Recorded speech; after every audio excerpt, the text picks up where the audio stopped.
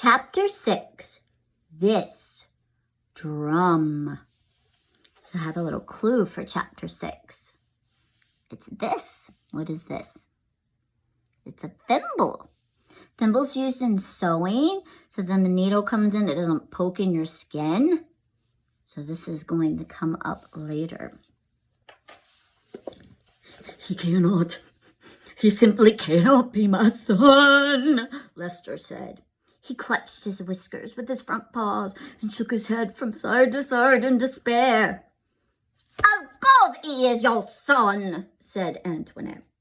What do you mean he is not your son? This is a ridiculous statement. Why must you always make the ridiculous statement? You, said Lester. This is your fault. That French blood in him's made him crazy. C'est moi, said Antoinette. C'est moi. Why must it always be I who takes the blame? If your son is such a Despereaux man, it is as much your fault as it is mine. Something must be done, said Lester. He pulled out a whisker so hard that it came loose. He waved the whisker over his head. He pointed at his wife. He will be the end of us all, he shouted, sitting at the foot of a human king. Unbelievable, unthinkable. Ah, so dramatic, said Antoinette. She held out one paw and studied her painted nails. It is a small mouse. How much harm can he do?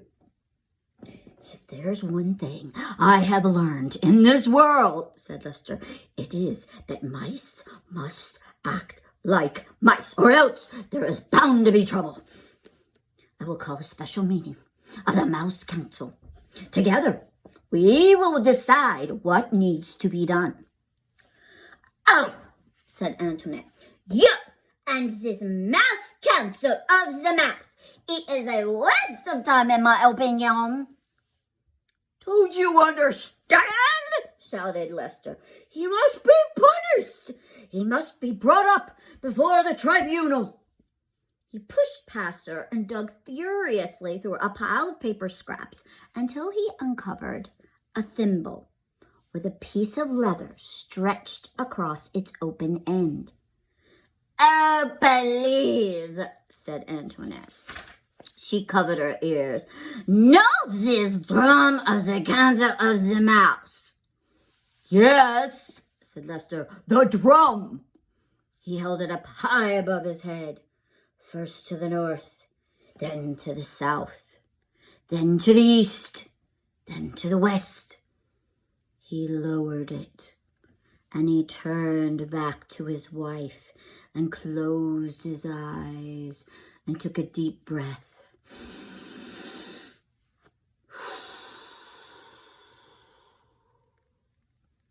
And began to beat the drum slowly. One long beat with his tail, 2 staccato beats with his paws. Boom, tat, tat, boom, tat, tat, boom, tat, tat. The rhythm of the drum was a signal for the members of the Mouse Council.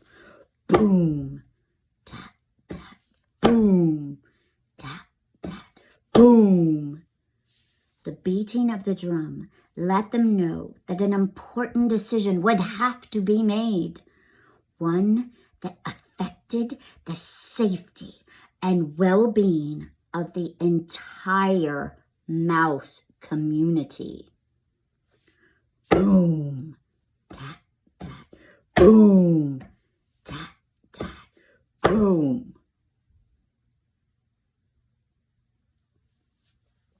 Chapter 7, A Mouse in Love. And what was our own favorite member of the mouse community doing while the sound of the Mouse Council drum echoed through the walls of the castle? Reader, I must report that Furlough had not seen the worst of it. Despereaux sat with the princess and the king and listened to song after song. At one point, gently, oh so gently, the pea picked up the mouse in her hand. She cupped him in her palm and scratched his oversized ears. "You have lovely ears," said the pea to him.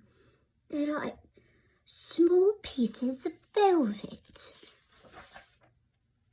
Despereaux thought he might faint with the pleasure of someone referring to his ears as small and lovely. He laid his tail against the pea's wrist to steady himself, and he felt the princess's pulse, the pounding of her heart, and his own heart immediately took up the rhythm of hers. "Papa," said the pea when the music was over, "I'm going to keep this mouse. We are going to be great friends." The king looked at Despereaux cupped in his daughter's hands. He narrowed his eyes. "A mouse," he muttered. "A rodent." "What?" said the pea. "Put it down," the king commanded. "No," said the pea, who was not a person at all used to being told what to do. I mean, why should I?" "Because I told you to." "But why?" protested the pea. "Because it's a mouse." "I know. I'm the one who told you it was a mouse." "I wasn't thinking," said the king. "Thinking of what?" "Your mother, the queen." "My mother," said the pea sadly. "Mice are rodents," said the king. He adjusted his crown.